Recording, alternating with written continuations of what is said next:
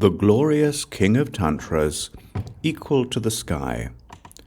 Translated by the Dhammacakra Translation Committee under the patronage and supervision of 84,000 translating the words of the Buddha. The glorious King of Tantras, equal to the sky. Homage to the glorious, great, well-gone one. Thus did I hear at one time.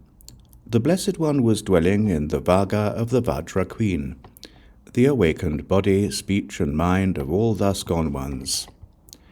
At that time, present among the assembly were the sky-dwelling, earth-dwelling, and subterranean ḍākinis. Smiling at these three, the Blessed One gave this teaching on the secret topic. With faith, compassion, and a one-pointed mind, fix your body and your speech. Set your mind toward others' benefit, endeavoring towards fearless yogic discipline with zeal for the profound path. Listen well.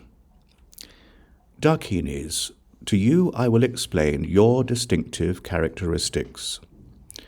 Sky-dweller is the winds of the upper gate. Earth-dweller is the drops of the middle gate. Subterranean dweller is the lower gate of Shukra.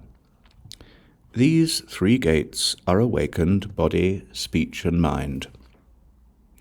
First, the distinctive characteristics of the sky-dwelling ḍākinī should be known as being of three types: the physical wind, the cognitive wind, and the wisdom wind, which has the quality of all. To elaborate on this brief explanation in sequence, the non-dual wind is neither male nor female. When in union, it is the wind of method and wisdom. When it flows upward and enters, it is awakened body, speech, and mind. It then spreads throughout the body, the heart, sacrum, mouth, throat, and navel. The five families winds then abide all-pervasively. The physical wind has 4 circulatory movements. Divided into pure or defiled, there are a total of 8.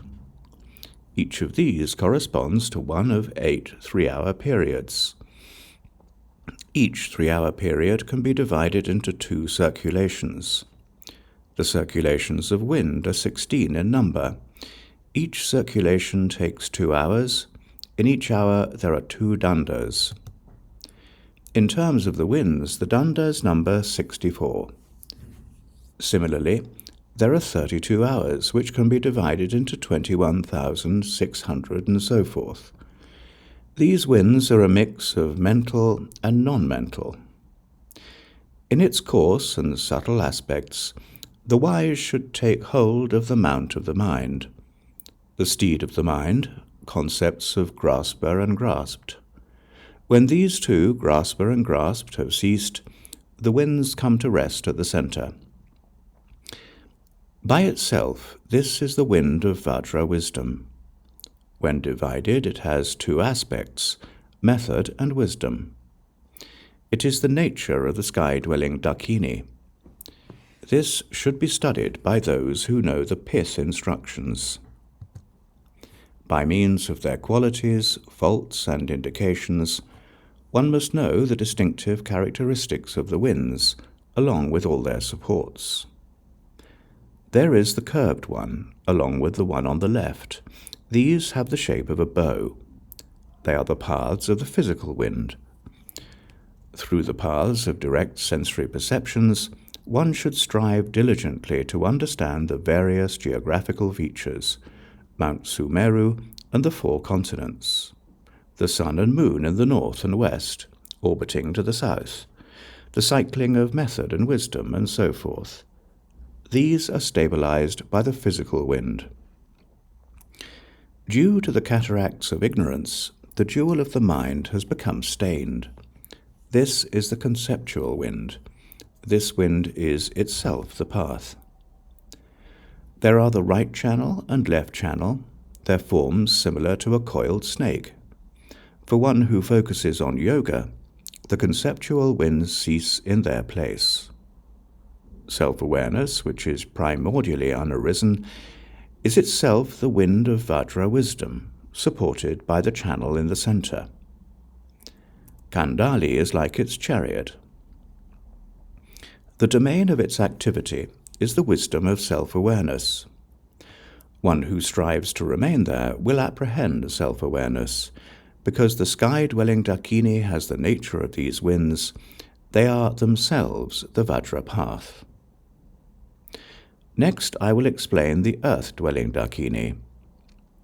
One who desires the wisdom of self-awareness should investigate the divisions of Kundalini.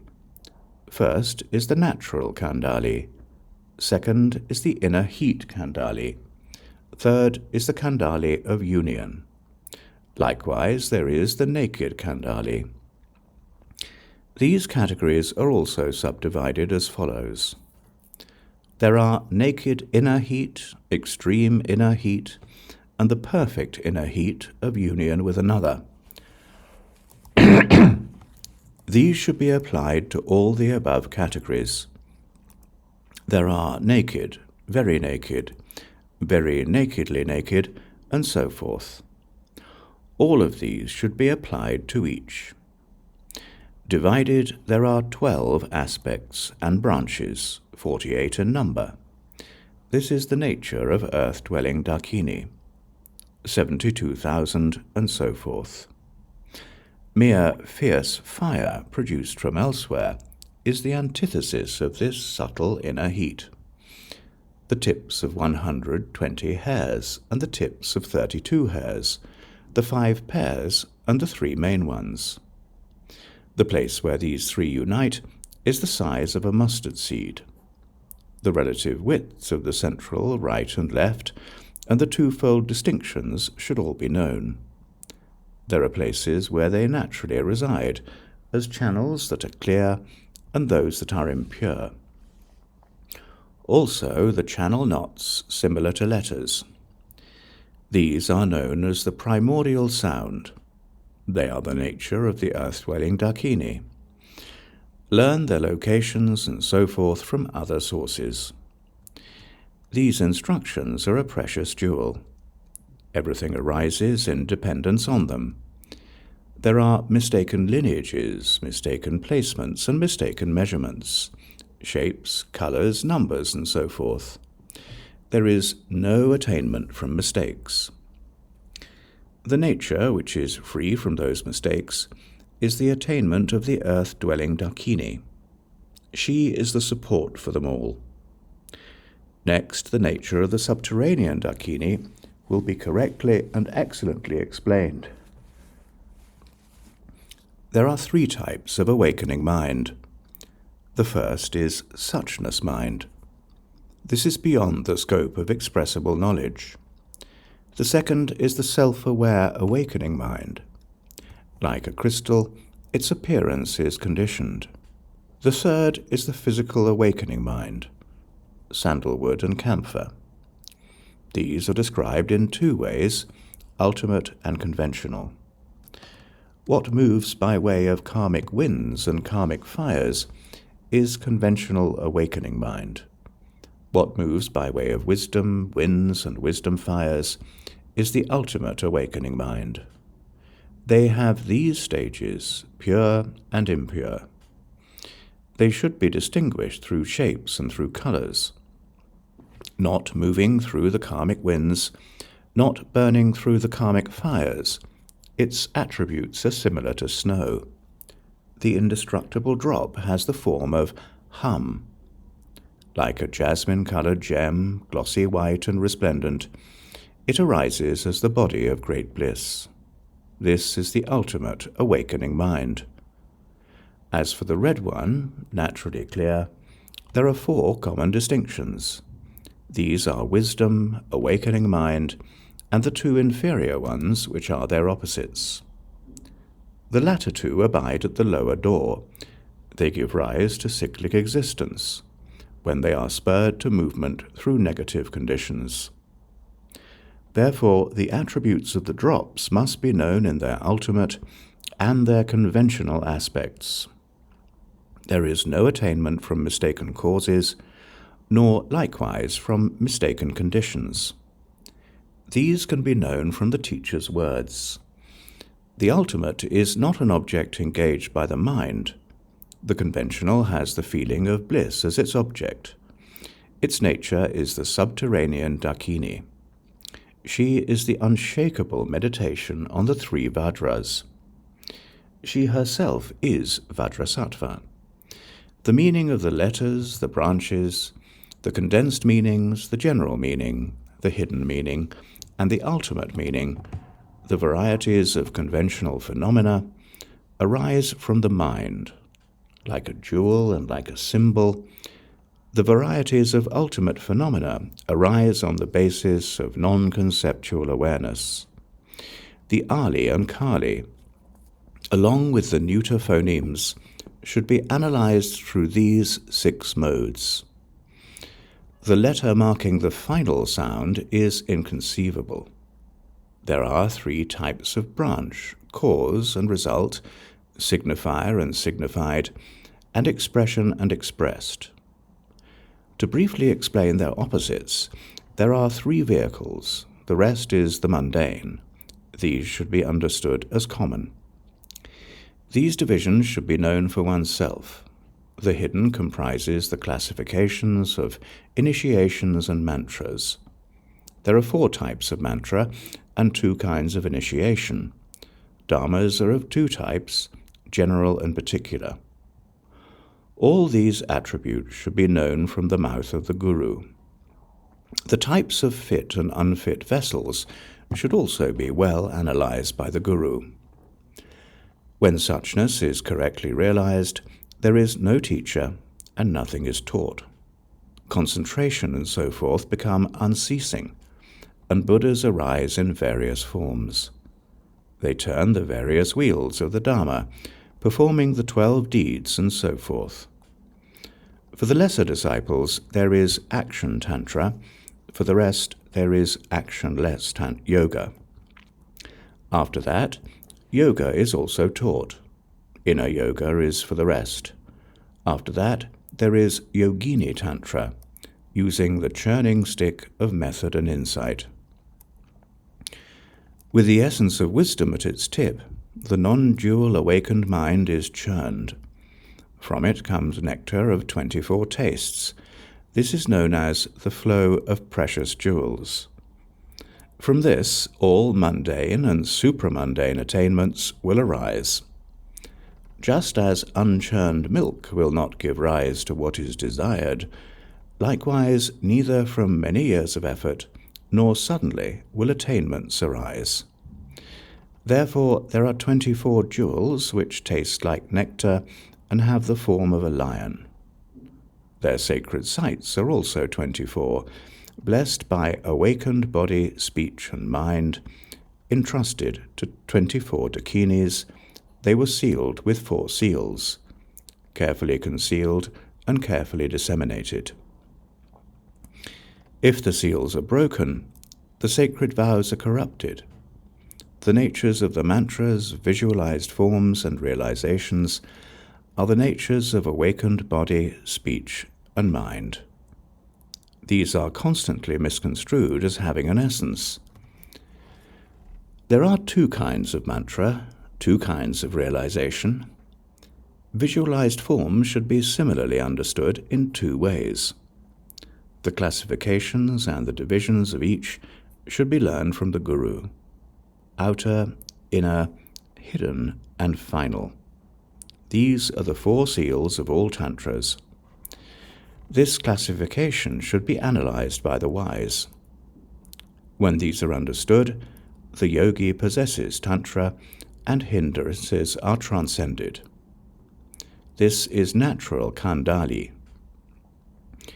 There are 24 sacred sites blessed by the 3 channels. In these 24 sacred sites, to 24 ḍākinīs, 24 tantras were entrusted. Puru, very fierce, secret Vajra.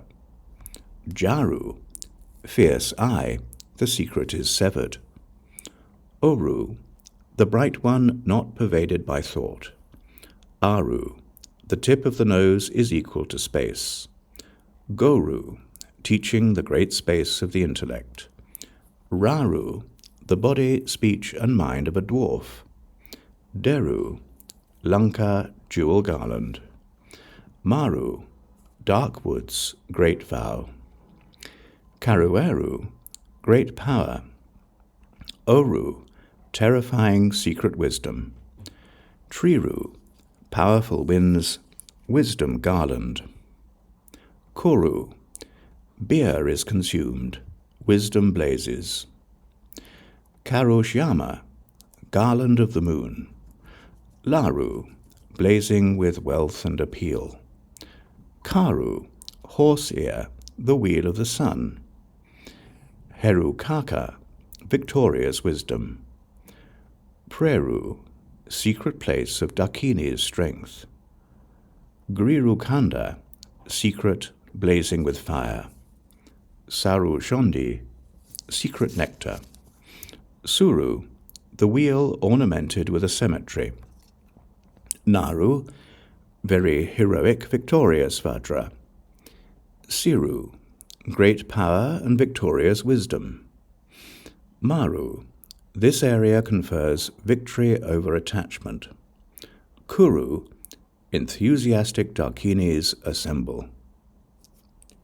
These are the places of entrustment. They should be sought out well. Regarding inner Kandali, 24 were entrusted. The first is secret, as is the second. These are the nature. Next comes empowerment. Last is conditions. So it was said. These are the specific natures of the ḍākinīs. Any desired attainments will be bestowed. One who wants the supreme attainments should receive initiation and secret vows, sacred vows, with horses, elephants, and so forth, one's children and wife, one's wealth and jewels. One should honor and serve the Guru. From Ra and Li, which are the taste of nectar, one attains realization from the instructions of the Guru. Remember to hold them in mind. Following this discourse, all the gathered assemblies that were present rejoiced. This completes the glorious King of Tantras, equal to the sky, which has the nature of awakened body, speech, and mind.